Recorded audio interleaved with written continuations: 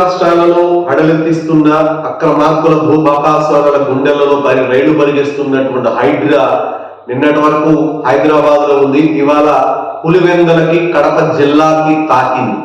ఈ తాకటంటే అలీబాబా అరడజన్ దొంగలు లాగా కడపలో ఉన్నటువంటి బ్యాచ్ కి గుండెల్లో పరుగులు వస్తూ మా బిల్డింగులు మా కాలాలు మా బిల్డింగులు అనుకుంటూ ఏవైతే అక్రమంగా దోచుకొని కొంత పులివెందల సామ్రాజ్యానికి కొమ్ము కాస్తున్నటువంటి వాళ్ళ బిల్డింగుల మీదకి బుల్డోజర్లు బయలుదేరటంతో గుండెల్లో ఒక్కొక్కడికి వందే భారత్ రైలు అమృత భారత్ రైలే పరిగెడుతూ వచ్చాయి. ఈ దెబ్బలో అధికారులకు పనిచేస్తున్నటువంటి వాళ్ళని అధికార ధర్మం నిర్వహిస్తున్నటువంటి అధికారుల మీద కొంతమంది వైసీపీ గోండా సపోర్టర్స్ వాళ్ళందరినీ కూడా భయభ్రాంతులకు గురి చేస్తూ ఉన్నారు. కోల్చాల్సింది కడపలో కాదు, పులివెందుల మీదకే ఈ యొక్క బుల్డోజర్లు బయలుదేరాలి. అది ఎప్పుడు బయలుదేరుతాయని మేము ఎదురు చూస్తున్నాం. పులివెందలే కాదు, బెంగళూరులో మంత్రా రోడ్ లో ఉన్నటువంటి వైట్ ఫీల్డ్ బిల్డింగులు, లోటస్ పాండ్ లో ఉన్నటువంటి 100 ఎకరాలలో పెట్టుకున్నటువంటివి, మైదపూర్ లో ఉన్నటువంటి ఇవి అన్నిటి మీదకి కూడా బుల్డోజర్లు తొందరలోనే బయలుదేరుతాయి. ఒక్కొక్కడికి వందే భారత్ స్పీడ్ రేంజ్ లో ఒక్కొక్కడి గుండెలు కొట్టుకొని ఒక్కొక్కడికి సిబిఐ వాళ్ళు వచ్చినప్పుడు ఎట్లయితే ఒకేసారి హార్ట్ అటాక్లు వచ్చి ఏదైతే హాస్పిటల్ డ్రామాలు ఆడారో అవే డ్రామాలు ముందు జరుగుతాయి. మీ డ్రామాలు ముందు హైడ్రాలు ఆగవు, గుర్తుపెట్టుకోండి. ఇది అక్కడితోటే కాదు, న్యాయం చేయటంలో చంద్రబాబు నాయుడు గవర్నమెంట్ పవన్ కళ్యాణ్ ఆధ్వర్యంలో ఉన్నటువంటిది ఎట్టి పరిస్థితుల్లో కూడా తగ్గే సమస్య లేదు. అక్రమార్కుల గుండెల్లో నిద్రపోతా అని ఏదైతే చెప్పాడో, మీ యొక్క రాకాసి రాబందుల రాజ్యాన్ని బిల్డింగ్ని కూలుస్తానని ఏదైతే సింహం గర్జించి మరి చెప్పిందో ఆ టైంలోనే రాసి పెట్టుకోండి. రెడ్ డైరీ వచ్చింది. డైరీలో ఉన్నటువంటి ప్రతి ఒక్కడికి కేసు డైరీలు తెరవటం కామన్.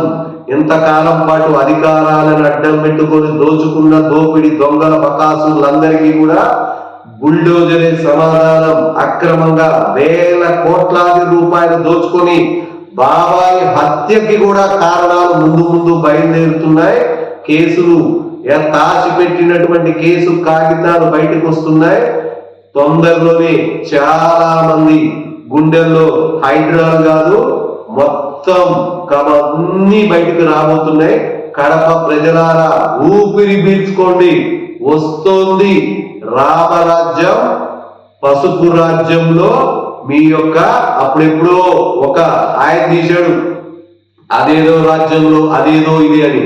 ఇప్పుడు వచ్చింది పసుపు రాజ్యంలో ధర్మ రక్షణ.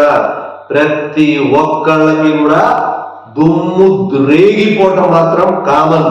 ఈ అధికారుల మీద ఆ రోజున కాళ్లకు మడుగులొత్తిన అధికారుల రాజ్యం కాదు ఇది, చంద్రన్న రాజ్యం. ఒక్కొక్కడికి దిబిడి. గుర్తుపెట్టుకోండి. ముందుంది ముసళ్ళ పండగ.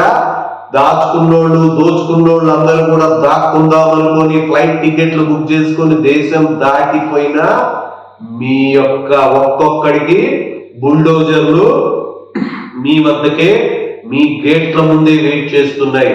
ఒక్కసారి పరిపాలన మీద చంద్రబాబు నాయుడు గారు పట్టు సాధించే తర్వాత మీ అందరి బోల్ట్లు, అన్ని నట్లు, బోల్ట్లు, జాకీలు ఎంత మీ బులుగు మీడియాలు లేకుండా ఎవ్వడిని వదిలే సమస్య లేదు.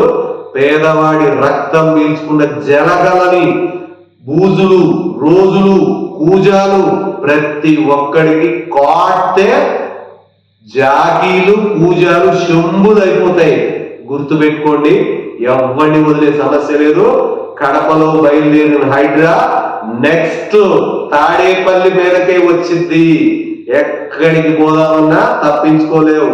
లోటస్ పాండ్కి వద్దామనుకుంటే రోడ్డు ఆల్ డోర్స్ క్లోజ్. 10 సంవత్సరాలు మీరు ఆడినా నటించినా మీ నాన్న అధికారాలతోటి అడ్డం పెట్టుకొని చేసినటువంటి రాజ్యం ఇప్పటితోటి ఒక లెక్క, ఇప్పుడు ఒక లెక్క.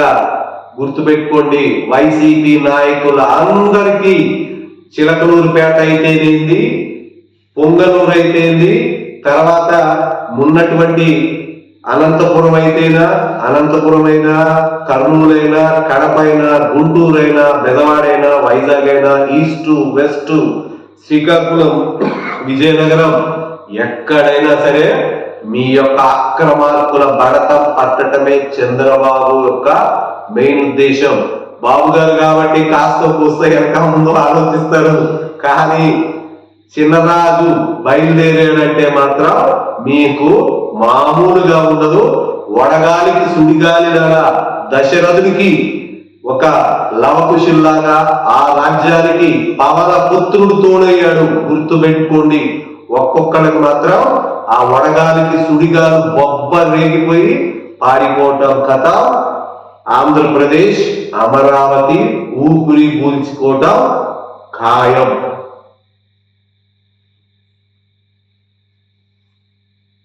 అలాగే